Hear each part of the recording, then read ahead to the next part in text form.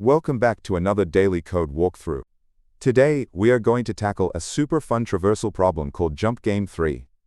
As always, if you get stuck or confused at any point during this video, please drop a comment down below and I will absolutely respond to help you out. Here is the official problem page from Leetcode. It looks a little bit complicated at first glance, so let's break the rules down together step by step. We are given two things to start with: a list of non-negative numbers, which we'll call our array, and a specific starting position inside that list. Our ultimate goal is very simple.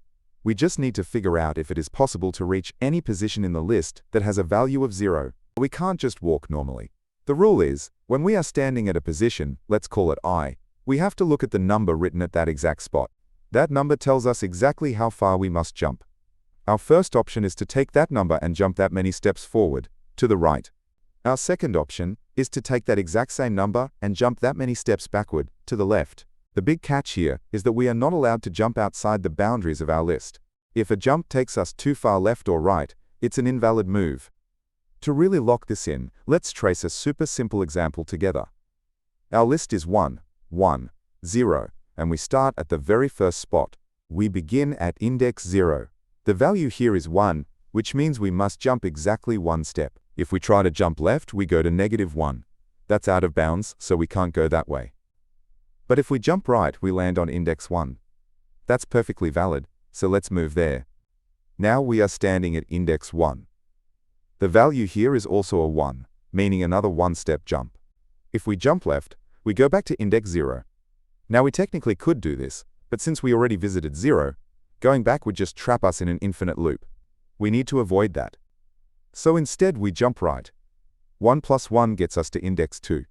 Let's make the jump. We land on index 2. We look at the value, and it's a 0. We found our target, so we can stop right here and return true. Just a quick heads up. We'll be breaking down the solution using Python logic, but don't worry if you use something else.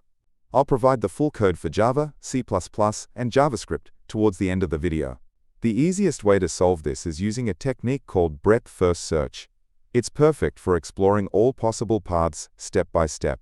The core idea is to keep a running list, like a waiting line or a queue, of all the valid jumps we can make and process them one by one. The second crucial part is keeping a memory of where we've already been. This stops us from bouncing back and forth forever between two numbers. Here is the full Python code for this approach. It's clean and efficient, but let's chop it up and see exactly how it ticks. If you want to test this exact code out yourself without retyping it from the screen, you can go to the leetcodeunlocked.com/link in the description. You can copy and paste everything straight from there. Now getting back to the breakdown. First we set up our line, throwing our starting position in there. We also create our memory set and immediately mark the starting spot as visited because, well, we are standing on it. Then we start a loop that keeps running, as long as we still have positions waiting in our line. The very first thing we do inside the loop is pull the next position off the front of the line to examine it. Right after pulling a position, we check if the value in the list at this exact spot is 0. If it is, boom, we win. We immediately return true and end the function. If it wasn't a 0, we need to jump. We calculate both the forward jump and the backward jump, and we use a quick loop to check both of these potential new spots. Before we actually commit to a jump, we ask two questions. First, is this new spot inside the borders of our list? And second, is this a spot we have completely avoided visiting so far? If the jump is valid and new, we add it to our memory set so we don't process it again later, and we put it at the back of our waiting line to be explored soon. Finally, if our line becomes completely empty and we never hit that return true statement, it means we explored every possible valid jump and never found a 0. So we have to return false. You might wonder about edge cases.